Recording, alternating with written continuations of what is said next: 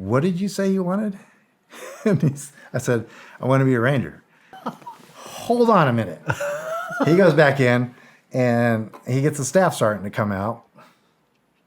And staff sergeant comes out, and as he's fixing his beret, he said, what is it you want? I said, I want to be a ranger. And I'm at parade rest, you know. And he's like, I said, I want to be a ranger. He's like, you sure about that? You sure you're in the right place? I said, Roger that, Sergeant. And he immediately told me to do push-ups. And then I was doing the wrong push-ups because my feet weren't on the stairs. So I wasn't elevated push-ups. So I was willing to do anything at that point. So I get my feet up on the steps. I'm doing elevated push-ups. I'm starting my smoke session. And he disappears. I hear the doors close behind him. Out comes the sergeant first class, and he's 7, comes out. And he said, get up here. So I'm in the front leaning rest, facing down these steps, doing push-ups. And I'm already smoked. I'm starting the shakes already. He says, get up here. And so I start to stand up and get up here. He's like, no, stand and lean and rest. And you walk up here on your hands and feet. So I'm walking up. It's like, so this is apparently, I asked for it. This is what I'm getting. I was just like super motivated. I start walking up backwards. I'm smoked. And I finally get up to the top of the steps. And he said, who have you talked to? And I mentioned Sergeant Major Carpenter, who had since moved on to, I think, the 2nd Infantry Division in another Sergeant Major capacity in Schofield Barracks in Hawaii. So he wasn't in the regiment anymore. He had left to do more bigger division Sergeant Major stuff, or I'm not sure of his position, probably division at 2nd Infantry Division. But everybody knows Sergeant Major Carpenter. And you got this E7 who's smoking me. He's like, you talk to Sergeant Major Carpenter, and this is what he told you to do. I said, Roger that, Sergeant. As I'm just still smoked, I'm in the front leaning rest. He gives me a break. I'm in the dying cockroach position now, talking to him. My legs and arms are shaking. The dying cockroach position. Yeah. I haven't heard that one in a minute. Yeah. And that was me for a minute, longer than a minute. If you like what you see, you can watch the full episode right here. When you get there, please like and subscribe to the channel. But they're just having me low crawling in the barracks, up and down the hallways, and doing just ungodly, just torture tests, muscle failure, anything. Pull-up bar was already done. I couldn't do any more pull-ups. I couldn't do any more push-ups. Dying cockroach. My legs and arms were already smoked. But I was just doing anything and everything. I was low crawling everywhere. And people are walking around me. All these, Rangers are walking around me, stepping over me as I'm low crawling in the hallways because they know the deal. They've been there, done it, and they eventually signed me in. So I'm signed in to Ranger Regiment. I was the happiest person I could ever be. I was like, yes, I finally made it. They had the Morgan team at the time in Ranger School, so that's like a week of just smoke session. That's like, you're just getting smoked for the whole week. You do the whole Ranger Creed and anything that you fail at, and there's a lot of that, you get smoked. There's a lot of running, a lot of push-ups, a lot of pull-ups, the Darby Queen obstacle course until you die. Have you ever heard the term qualifying? A little bit of that. This is my favorite hazing story of all time. Rangers are so fucking creative. But do you want to explain qualifying? This shit's hilarious. Grabbing the trunk of a tree upside down. So, hold on. The old warmies, the old army warmies were just like these brown, what do you call them? Warmy pants and a brown sweatshirt. So you look like a little bear. And somebody told me this at the agency who was a ranger. And you're the first ranger I've ever had on. So, but the way it was described to me is when they say, go qualify, you got to get down on all fours and run like a bear to the tree and climb in your little warmies and hang upside down on the tree until they tell you that's enough. Good stuff, man. It's good stuff. Yes, all that. And they make you growl. You growl and do all kinds of stuff. Well, even the dying cockroach, they tell you to say stupid things too. Like, I'm a dying cockroach, you know. It's like, whatever. At the time, there was a desert phase, a Florida phase, and a mountain phase. And each one is, I don't know about it, but they're TDYs. So temporary duties, right? You have to be on TDY orders. In order to be TDY, you have to be assigned somewhere. So everybody that goes to Ranger School is assigned to the Ranger Department, and then those are other TDYs within a TDY, right?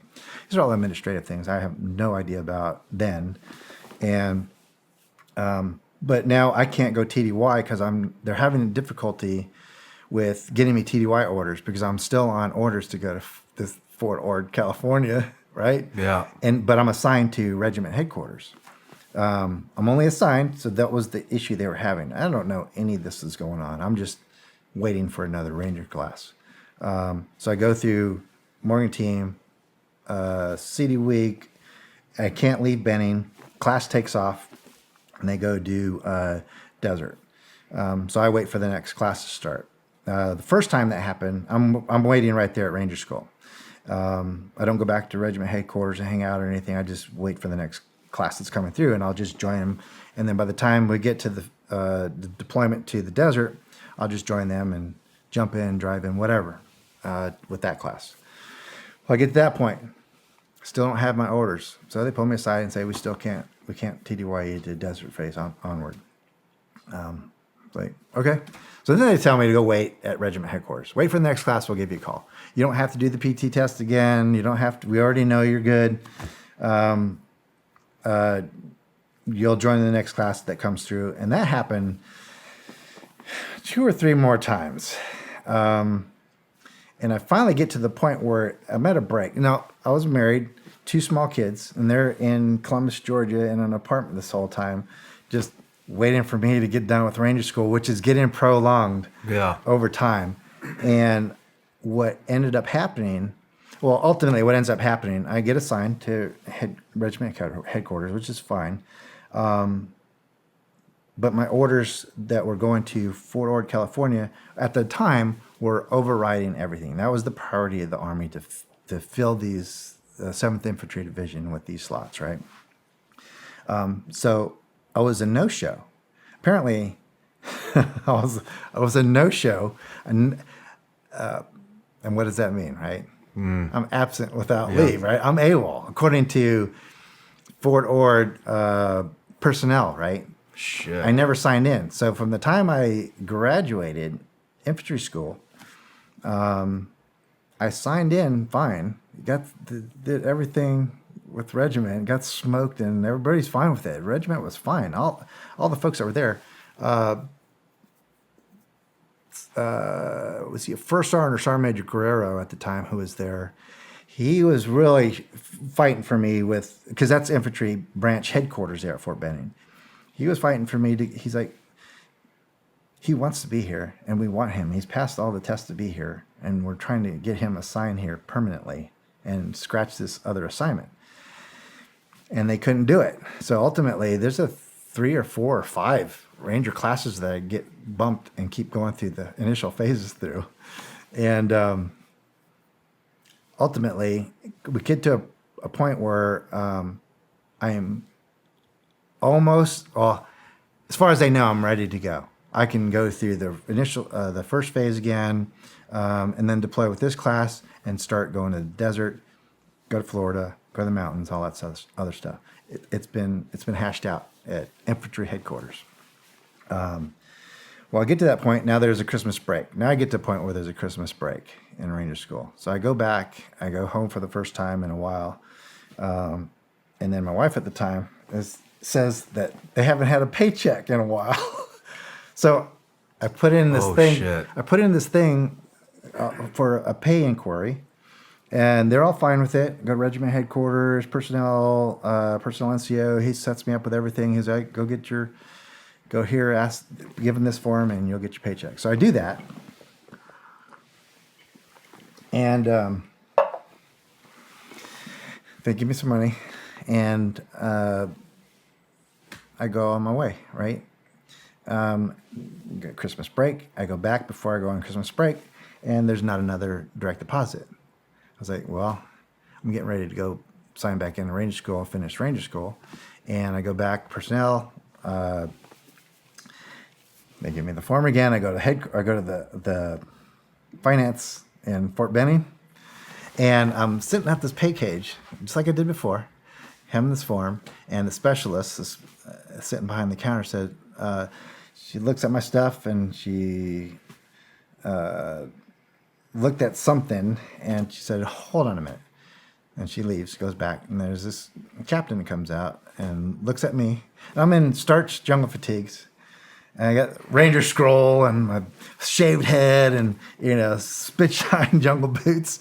And captain looks at me and looks at my name tag and looks down at some paperwork. It says,